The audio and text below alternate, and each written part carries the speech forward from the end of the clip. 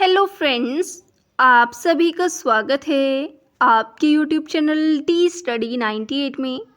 Friends, आज है 30 जून और आज की इस वीडियो में हम 30 जून के सभी इम्पोर्टेंट करंट अफेयर्स का रिवीजन करने वाले हैं। साथ ही में इसके साथ कुछ इम्पोर्टेंट स्टैटिक जीके के क्वेश्चन को भी डिस्कस करेंगे। तो फ्रेंड्स, वीडियो स्टार्ट करते हैं। अगर आप इसकी पीडीएफ प्राप्त करना चाहते हैं तो हमारे टेलीग्राम ग्रुप को ज्वाइन कर सकते हैं, जिसका लिंक आपको डिस्क्रिप्शन बॉक्स में मिल जाएगा। आज का फर्स्ट क्वेश्चन है, विश्व आर्थिक मंच का ऊर्जा संक्रमण सूचकांक 2023 जारी हुआ है। फोस्टरिंग इफेक्टिव एनर्जी ट्रांजिशन 2023 की रिपोर्ट के अकॉर्डिंग फर्स्ट स्थान पर रहा है स्वीडन। कुल देशों की संख्या है इसमें 120 और भारत की रैंक है इसमें 67। जो लास्ट बार जारी हुआ था तब इसकी रैंक थी 87। इस बार इसमें 20 रैंक की बढ़ोतरी हुई है। किस आधार पर जारी किया जाता है ये? तो नवीकरणीय ऊर्जा के यूज और बिजली की सार्वभौमिक पहुंच के आधार पर जारी किया जाता है। विश्व आर्थिक मंच की जो बैठक है वो दावोस में होती है। इसकी स्थापना हुई थी 1971 में और इसका मुख्यालय है स्विट्जरलैंड में। ग्लोबल जेंडर गैप इंडेक्स जो है वो भी विश्व आर्थिक मंच के द्वारा ही जारी किया जाता है और इसमें भारत की रैंक है 127। तो कुछ इम्पोर्टेंट इंडेक्स को डिस्कस कर लेते हैं। 127 रैंक है अभी बताई है ग्लोबल जेंडर गैप इंडेक्स में। 132 है ये एसडीआई इंडेक्स में, 107 हंगर इंडेक्स, 126 हैप्पीनेस इंडेक्स और 161 है प्रेस फ्रीडम इंडेक्स। बात करें क्यूएस रैंकिंग की तो इसमें एमआईटी शीर्ष पर है। थर्ड रैंक है यूनिकॉर्न में, 4 है फायर पावर में, 38 है लॉजिस्टिक परफॉर्मेंस में और 42 रैंक है आईपी इंडेक्स में। नेक्स्ट क्वेश्चन है, भारतीय स्टार्टअप के लिए मिश्रित रियलिटी फंड तो ये जारी किया गया है मेटा के द्वारा। इसके द्वारा क्या होगा? वित्तीय सहायता और विशेषज्ञों का मार्गदर्शन प्राप्त होगा और 2.5 लाख रुपए भी दिए जाएंगे।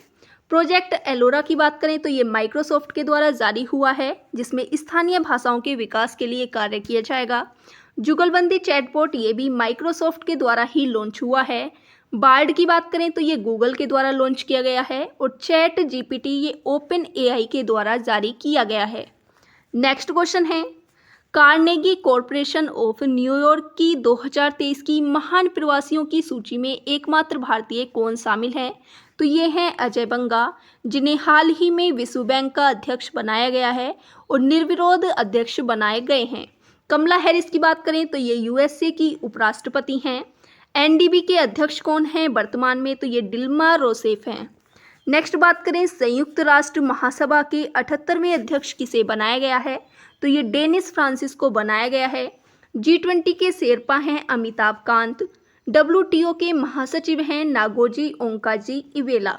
नेक्स्ट क्वेश्चन की बात करें तो राष्ट्रीय सांख्यिकी दिवस ये कब मनाया गया है? हाल ही में तो 29 जून को पीसी महालनोबिस की जयंती के अवसर पर बनाया जाता है। फर्स्ट टाइम मनाया गया था 2007 में और इसकी जो थीम है वो है SDG की निगरानी। विश्व सांख्यिकी दिवस कब मनाया जाता है? तो ये 20 अक्टूबर को मनाया जाता है और राष्ट्रीय सांख्यिकी तो ये 29 जून को मनाया जाता है। 1931 में कोलकाता में भारतीय सांख्यिकी संस्थान की स्थापना की गई थी पीसी महालनोबिस के द्वारा। दूसरी जो पंचवर्षीय योजना थी वो भी पीसी महालनोबिस मॉडल पर आधारित थी। कब थी ये? 1956 से 61 के बीच में रही थी। अभी हाल ही में चर्चा में रहे हैं दिलीप महालनोबिस, जिन्हें पद्म विभूषण प्रदान किया गया है और इन्होंने क्या किया था? ORS घोल की खोज की थी। नेक्स्ट क्वेश्चन है, बच्चों की सुरक्षा के लिए उठाए गए कदमों को ध्यान रखते हुए किस देश को report on children and armed conflict 2023 में बाहर किया गया है? तो ये भारत को किया गया है पहली बार। ये यूएन महासचिव के द्वारा जारी की जाती है और वर्तमान में कौन है? Antonio Guterres. सर्वाधिक प्रभावित कौन है? तो ये डेमोक्रेटिक रिपब्लिक ऑफ कोंगो है। पोक्सो एक्ट की बात करें तो ये कब आया था? 2012 में। नेक्स्ट क्वेश्चन है, किस सार्वजनिक उपक्रम को AEO T3 का दर्जा दिया गया है? AEO क्या होता है? अधिकृत आर्थिक ऑपरेटर। तो ये दिया गया है गेल को GAIL। वित्त मंत्री के द्वारा जारी किया जाता है। आयातक एंड निर्यातक को दिया जाता है। सुविधा लेवल की बात करें तो 3 लेवल होते हैं, T1, T2 और T3। जो T1 लेवल है ये उच्चतम लेवल होता है। भारत में महारत्न कंपनियां कितनी हैं? तो 12 हैं। और नवीनतम कौन सी है? तो ये REC है। नेक्स्ट क्वेश्चन डिस्कस कर लेते हैं। केंद्र सरकार द्वारा वैकल्पिक उर्वरकों को बढ़ावा देने हेतु किस योजना को मंजूरी दी गई है? तो ये योजना है PM परिणाम योजना, जिसका उद्देश्य है भूमि प्रदूषण को रोकना। इसकी घोषणा हुई थी बजट 2023-24 में। इसका जो उद्देश्य है वो है रासायनिक उर्वरकों का उपयोग कम करना, वैकल्पिक उर्वरकों का उपयोग बढ़ाना, कार्बनिक खाद का उपयोग बढ़ाना और साथ ही में भूमि प्रदूषण को रोकना। मंजूरी दी गई है मनसुख मंडाविया के द्वारा। ये रसायन मंत्री हैं वर्तमान में। और बात करें अगर हम गोल्ड यूरिया किसे कहा जाता है, तो ये होता है सल्फर युक्त यूरिया। तरल नैनो यूरिया का फर्स्ट जो प्लांट है वो लगाया गया था कलोल, गुजरात में। यूरिया के बारे में बात करें तो इसका फॉर्मूला होता है NH2CO NH2 और लैब में बना हुआ फर्स्ट ऑर्गेनिक कंपाउंड था यूरिया, वोहलर के द्वारा बनाया गया था। मैनग्रोव वनस्पति से संबंधित योजना का नाम है मिस्टी योजना। नेक्स्ट क्वेश्चन है, किस यूटी में उच्च न्यायालय के नए परिसर की आधारशिला रखी गई है? तो ये रखी गई है जम्मू कश्मीर में, जम्मू में रायका में, डॉक्टर DY चंद्रचूड़ के द्वारा। चंडीगढ़ हाईकोर्ट की बात करें तो ये पंजाब और हरियाणा का हाईकोर्ट है।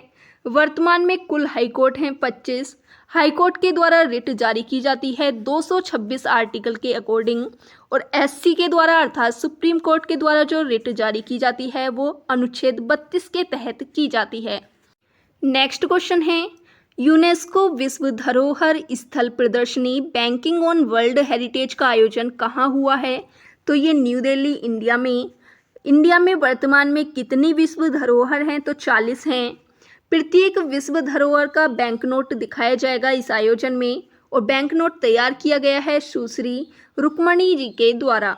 नवीनतम जो विश्व धरोहर स्थल है वो बनाया गया है धोलावीरा को, गुजरात में है। 39वीं कौन सी बनी थी? तो ये रामप्पा मंदिर, तेलंगाना में। भारत में टोटल 40 विश्व धरोहर हैं, जिनमें सांस्कृतिक हैं 32, प्राकृतिक 7 और एक मिश्रित धरोहर है। नेक्स्ट क्वेश्चन डिस्कस कर लेते हैं। RAW हिटमैन बुक किसके द्वारा लिखी गई है? तो ये S हुसैन जैदी के द्वारा लिखी गई है। RAW एजेंट लक्ष्मण सिंह की सच्ची कहानी पर आधारित ये बुक है। और RAW के हेड वर्तमान में कौन बनाए गए हैं? तो ये IPS रवि सिन्हा को बनाया गया है। इंपॉर्टेंट क्वेश्चन डिस्कस कर लेते हैं। उद्योगों में स्वच्छ प्रौद्योगिकों को बढ़ावा देने के लिए नई दिल्ली में किया गया स्थापित उत्प्रेरक केंद्र। तो फ्रेंड्स ये थी पूरी वीडियो। आई होप फ्रेंड्स आपको ये वीडियो पसंद आई होगी। अगर वीडियो पसंद आई हो तो ज़्यादा से ज़्यादा लाइक करें, शेयर करें, कमेंट करें और चैनल को सब्सक्राइब करना ना भूलें।